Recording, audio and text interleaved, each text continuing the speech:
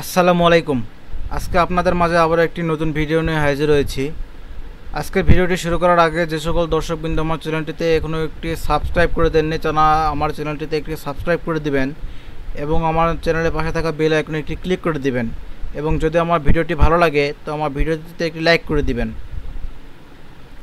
তো ভিডিওটি শুরু করা যাক। আজকের নিয়োগ বিজ্ঞপ্তিটি হচ্ছে গণপ্রজাতন্ত্রী বাংলাদেশ সরকারের হিসাব নিয়ন্ত্রক রাজস্বের দপ্তর, ভূমি মন্ত্রণালয়ের অভ্যন্তরীণ নিরীক্ষা দপ্তর। নিয়োগ বিজ্ঞপ্তিতে বলা হয়েছে গণপ্রজাতন্ত্রী বাংলাদেশ সরকারের ভূমি মন্ত্রণালয়ের 24/9/2023 খ্রিস্টাব্দ তারিখে সংখ্যক পত্রের অনুমোদন ক্রমে হিসাব রক্ষক রাজস্ব দপ্তরের রাজস্ব খাতভুক্ত নিম্নবর্ণিত পদে সম্পূর্ণ অস্থায়ী ভিত্তিতে নিয়োগের লক্ষ্যে পদের পার্শ্বে বর্ণিত যোগ্যতা সম্পন্ন প্রকৃত বাংলাদেশি স্থায়ী নাগরিকদের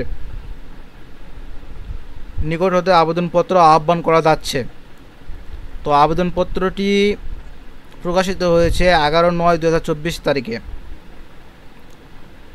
এখানে 1 নম্বর পদটি হচ্ছে গাড়ি চালক এবং পদের সংখ্যা হচ্ছে 1টি, গ্রেড 16।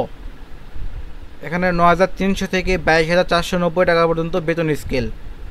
এখানে শিক্ষাগত যোগ্যতা দেওয়া আছে কোনো স্বীকৃত বোর্ড হইতে জুনিয়র স্কুল সার্টিফিকেট বা সমমানের পরীক্ষায় উত্তীর্ণ, হালকা গাড়ি চালানোর বৈধ হালকা ড্রাইভিং লাইসেন্স অভিজ্ঞতা সম্পন্ন চালকগণ অগ্রাধিকার পাইবেন।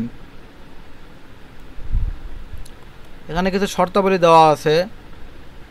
আবেদনপত্রে পদের নাম, প্রার্থীর নাম, পিতার নাম, মাতার নাম, স্বামী স্ত্রীর নাম প্রযোজ্য ক্ষেত্রে বর্তমান ঠিকানা, স্থায়ী ঠিকানা, জন্ম তারিখ 12/10/2024 তারিখে, বয়স, জাতীয় পরিচয়পত্র নম্বর, জাতীয়তা, শিক্ষাগত যোগ্যতা, অভিজ্ঞতা যদি থাকে প্রযোজ্য ক্ষেত্রে বিশেষ কোঠা উল্লেখপূর্বক প্রার্থীর স্বহস্তে লিখিত ও স্বাক্ষরিত আবেদনপত্র আগামী 12/10/2024 খ্রিস্টাব্দ তারিখ বিকাল 5 ঘটিকার মধ্যে হিসাব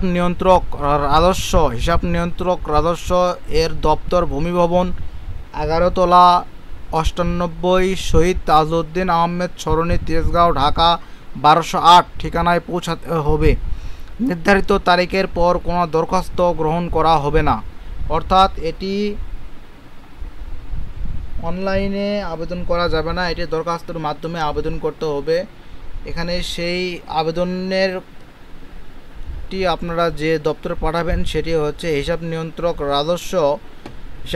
রাজস্ব এর দপ্তর, ভূমি ভবন, 11 তলা 98 শহীদ তাজউদ্দিন আহমেদ সরণি, তেজগাঁও, ঢাকা 1208 ঠিকানায় পৌঁছাতে হবে।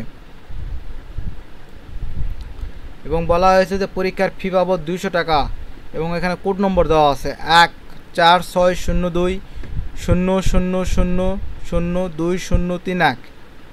এ চালানের মাধ্যমে সরকারি কোষাগারে জমা দিয়ে উহার কপি দরখাস্তের সাথে সংযুক্ত করতে হবে, অর্থাৎ এটা সোনালী ব্যাংকের মাধ্যমে এই 200 টাকা প্রেরণ করে এর যে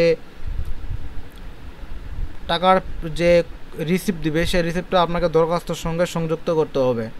এখানে বলা হয়েছে যে নিয়োগের ক্ষেত্রে সরকারের প্রচলিত বিধি বিধান, কোঠা পদ্ধতি এবং পরবর্তীতে এ সংক্রান্ত কোনো সংশোধন হলে তা অনুসরণ করা হবে।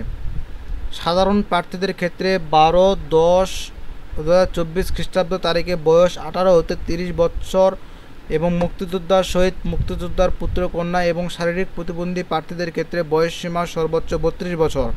বয়স প্রমাণের ক্ষেত্রে কোনো এফিডেভিট গ্রহণযোগ্য হবে না। বলা হয়েছে যে সরকারি, আধা সরকারি ও স্বায়ত্তশাসিত প্রতিষ্ঠানে চাকরিরত প্রার্থীদের অবশ্যই যথাযথ কর্তৃপক্ষের অনুমতিক্রমে আবেদন করতে হবে। প্রার্থীদেরকে অবশ্যই মৌখিক পরীক্ষার সময় সংশ্লিষ্ট নিয়োগকারী কর্তৃপক্ষ কর্তৃক প্রদত্ত অনাপত্তিপত্র ছাড়পত্রের মূল কপি জমা দিতে হবে। এবং বলা হয়েছে যে লিখিত, মৌখিক ও ব্যবহারিক পরীক্ষায় অংশগ্রহণের জন্য কোনো প্রকার টিএ, ডিএ প্রদান করা যাবে না। এবং বলা হয়েছে যে আবেদনের সাথে সংশ্লিষ্ট সকল শিক্ষাগত সনদ, অভিজ্ঞতার সনদ, কোটার সনদ বা প্রমাণপত্র, জাতীয় পরিচয়পত্র এবং লাইসেন্সের এক সেট সত্যায়িত ফটোকপি দাখিল করতে হবে। এছাড়া জেলার স্থায়ী বাসিন্দার প্রমাণক হিসেবে ইউনিয়ন পরিষদ, পৌরসভা, সিটি কর্পোরেশন কর্তৃক প্রদত্ত সনদ, জাতীয় পরিচয়পত্রের ফটোকপি দাখিল করতে হবে। এবং বলা হয়েছে মুক্তিযোদ্ধা, শহীদ মুক্তিযোদ্ধা ও বীরাঙ্গনার সন্তান এবং ক্ষুদ্র নৃগোষ্ঠী, শারীরিক প্রতিবন্ধী ও তৃতীয় লিঙ্গ প্রার্থীদের কোটা সরকারি নীতিমালা অনুযায়ী সংরক্ষণ করা হবে। এ সকল প্রার্থীকে সরকারের সর্বশেষ নীতিমালা অনুযায়ী যথাযথ কর্তৃপক্ষ কর্তৃক প্রদত্ত এত সংক্রান্ত সার্টিফিকেটের সত্যায়িত ফটোকপি সহ আবেদনপত্র দাখিল করতে হবে। আবেদনকারীকে তার সর্বশেষ অর্জিত শিক্ষাগত যোগ্যতার তথ্য আবশ্যিকভাবে উল্লেখ করতে হবে। নিয়োগকারী কর্তৃপক্ষ বিজ্ঞপ্তি বাতিল করার অধিকার সংরক্ষণ করেন। নিয়োগ সংক্রান্ত বিষয়ে নিয়োগকারী কর্তৃপক্ষের সিদ্ধান্তই চূড়ান্ত বলে গণ্য হবে। এবং শেষে যে দুই কথা বলা হয়েছে, উল্লেখ করা হয়নি এমন ক্ষেত্রে সরকারের সর্বশেষ জারিকৃত বিধিবিধান প্রযোজ্য হবে। এবং সর্বশেষ যেটি বলা হয়েছে, প্রার্থী কর্তৃক প্রদত্ত কোনো তথ্য বা দাখিলকৃত কাগজপত্র জাল, মিথ্যা বা বিজ্ঞপ্তিতে চাওয়া ন্যূনতম শর্তের সাথে গরমিল, অসামঞ্জস্য পাওয়া গেলে, ভুয়া প্রমাণিত হলে কিংবা পরীক্ষায় নকল বা অসুবিধাবাহী অবলম্বন করলে সংশ্লিষ্ট প্রার্থীর প্রার্থিতা বাতিল করা হবে এবং তার বিরুদ্ধে যথাযথ আইনানুগ ব্যবস্থা গ্রহণ করা হবে। ভুল তথ্য, জাল কাগজপত্র প্রদর্শিত হলে পরীক্ষায় উত্তীর্ণ যে কোনো প্রার্থীর প্রার্থিতা পরীক্ষা চলাকালীন অথবা পরবর্তীতে যে কোনো সময় বাতিল করার ক্ষমতা কর্তৃপক্ষ সংরক্ষণ করেন। তো ধন্যবাদ সবাইকে। আমার ভিডিওটি যদি আপনাদের কাছে ভালো লাগে তো আমার ভিডিওটিতে একটি লাইক করে দিবেন এবং আমার চ্যানেলটিতে একটি সাবস্ক্রাইব করে দিবেন। তো ধন্যবাদ সবাইকে। আসসালামু আলাইকুম।